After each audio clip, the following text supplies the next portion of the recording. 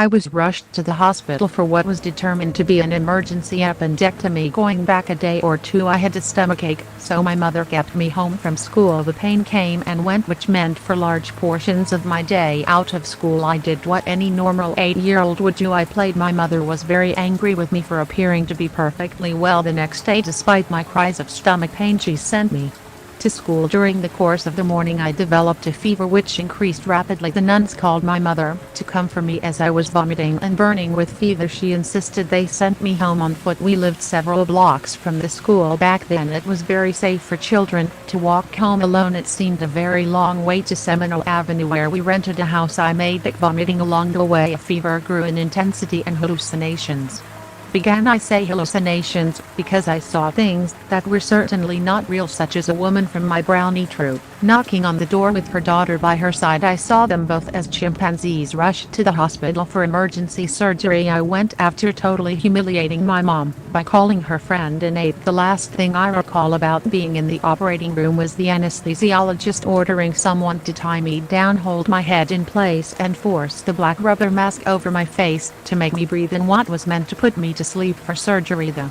physician had not yet arrived. I had seen only the surgical staff by this point. The next thing I knew, I was in a room alone. I have no recollection of where my mother had gone or whether my father had arrived to be with my mom. My next memory was of a nurse who had brought in a coloring book and crayons for me a little after surgery, gift for good patients, she had told me. I recall telling her bits and pieces of what I had witnessed, to which she responded something about the anesthesia doing unusual things to patients while they sleep somehow. I knew she was wrong in her assumption. I could not tell her more because I was taught not to disrespect my elders. Eventually the doctor arrived to check on me. I handed him my coloring book where I had colored the picture of the doctor and a little girl patient. The image I colored matched perfectly what my physician was wearing at that very moment. I had seen him and purposely colored the page to represent what I knew of him, so he would surely believe I knew him before actually meeting him. When he entered my room, he immediately began to introduce himself, wherein I interrupted to inform him that I already knew him. That's when I held up a coloring page and offered it as a gift to him for doing such a good job with my surgery. He denied the possibility that I could know him when we had not met until that moment. Nothing I would tell him convinced him. I explained that I had heard him talking to them people who were helping him. He denied the possibility of this, claiming I was deeply sedated and could hear nothing. I told him I had heard him telling a story to my mom, which he also denied. I even tried telling him it was all right, everything was all right, even though he didn't tell everything to my mom. It was all right because the angel had me anyway, so I was safe. And in the end I didn't die, so there was no problem telling a little fib to my mom. He was very upset with me for saying so and denied everything I said, so I stopped talking.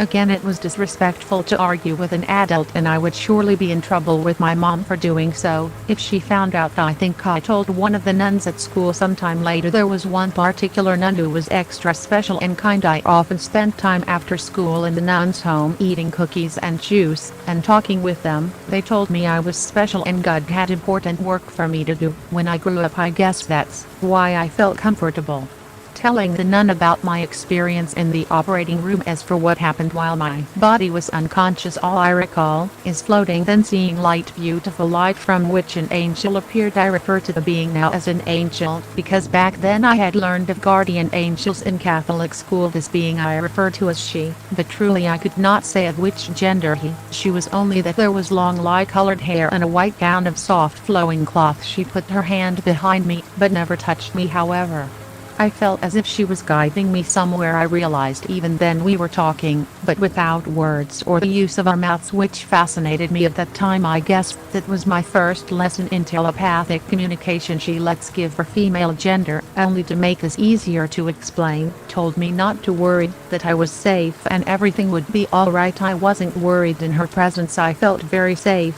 and loved. She was extremely kind, she explained.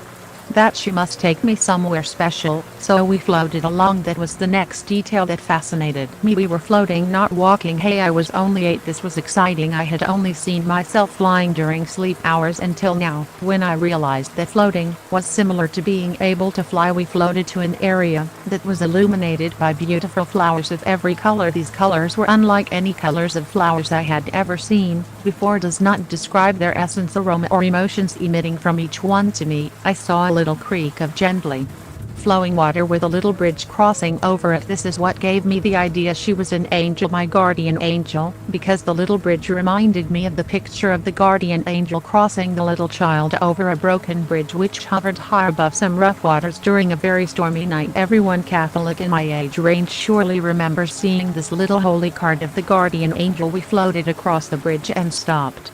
That's when I noticed far in the distance another light. This one was much brighter, stronger, and moving toward us. The interesting thing about this light is that regardless of how close it was to my face, it was never too bright to hurt my eyes. In later years, recalling the details of my incident, I realized there were no shadows in that space, nothing dark anywhere either. The light grew and grew as it came closer to me, bringing with it a love greater than any I had ever felt on earth. My mom was rather abusive and seemed to not like me, so I never felt much love from her. My father seemed to love me, and the nuns at school loved me. My teachers loved me. They all demonstrated love and care for me regularly, but none was as great as this love from the light. When the light stopped moving, it was directly in front of me, only a few feet away. The angel then nudged me from behind, but remember, she never touched me. It only felt like she nudged me forward. I looked up at her and mentally asked her to go with me. She informed me that she must not, so I stepped forward. I remember for some seconds after I said hello, there was an image that appeared. It was only a flash. To describe the image now, I can say it lasted only seconds. Was that of a man I thought to be Jesus, although he looked different from the Jesus I knew, because he was all grown up. Daily in my sleep, I had visions of playing with a small boy my age who called himself Jesus. We were in a faraway place I'd never seen in my life. This image coming from the light was of a grown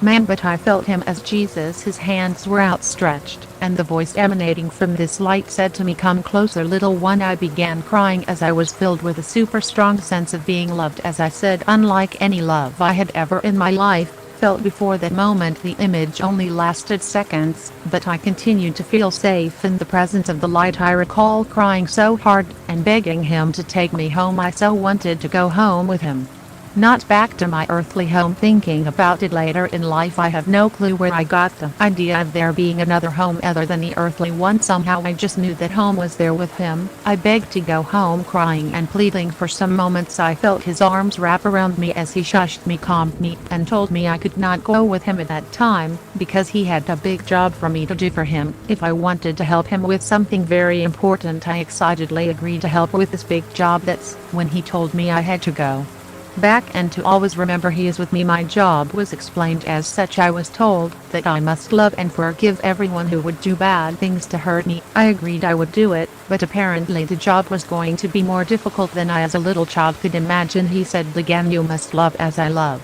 Can you do this? You must love everyone, no matter what they do, and they will do many bad things to hurt you, but you must remember to forgive them and love them. It is a very big job. Are you sure you want to do it?" Eagerly I agreed, but adding to my response a big question: "And will you take me home after that? After I do the job for you, will you come and get me so I can be with you?" I was crying the entire time I was in the presence. It was all so much for me to absorb. All I could think about was going to be with him, where I would be truly loved and cared for all the time. The light confirmed that I would be brought back home when my time comes, but for now I must go back and love everyone. He reminded me there would be many people that I trusted and loved who would do horrible things to cause me great pain, but I could not hate them or do anything to hurt them. I could only love and forgive. The message was expressed over and over in my brain: love and forgive, love as he loves. I knew I would never forget this day, this moment, this presence, this light, the angel, the flowers. All of it was ingrained in my memory forever, and I could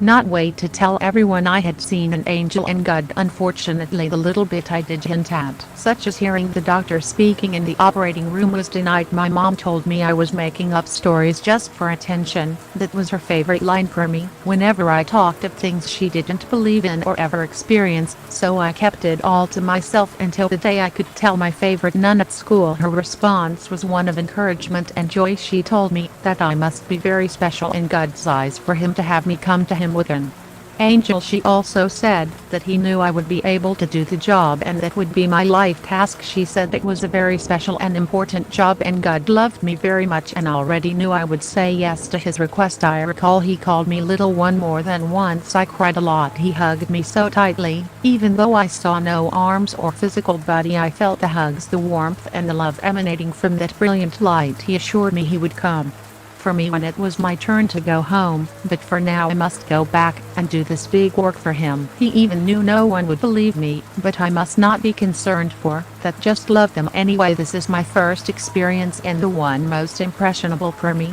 probably because I was an 8-year-old little girl who lived with an abusive mother that gave me distinct impressions of being unloved and unwanted by her, which went against everything I was being taught in Catholic school. They teach that our parents love us no matter what. Not in my house. Being brought before God's light to hear and feel how much he loved me gave me what I needed to make it through the coming years of continued mental, physical and spiritual abuse. I'm forever thankful for my near-death experience before the light floated backward, I guess heading back from where it came. I recall moving forward and hugging. It felt like I was hugging somebody, although there was only light. It hugged me back. That was the best hug I'd ever felt and will ever feel. Then he sort of nudged me, lifting my chin as if to look at him, and told me to go on back and always remember what I had promised to do for him. Then he began floating backward and becoming smaller and smaller until there was only a tiny dot of light to be seen. The angel and I turned and floated back across the bridge. At some point she stopped and told me to go on alone. She assured me I would be perfectly fine. That is where my memory stops. Eventually I was back in the hospital, but already in a private room. I